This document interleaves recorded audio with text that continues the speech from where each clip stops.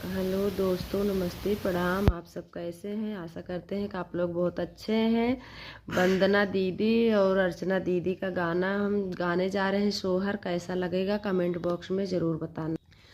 नाचत आवै ना नदिया उड़ात आवै केसर उड़ात आवै केसर हो बहिनी बिलखत आवै भायनवा मामा के घरे सोहर मामा के घरे सोहर हो।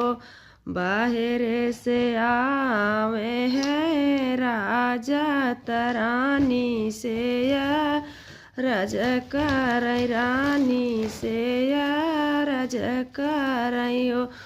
रानी आवत होई हमारी बहिनिया गरभा जिनी बोलू गरभा जिनी बोलू निहुरी पैया लागू निहुरी पैया लागू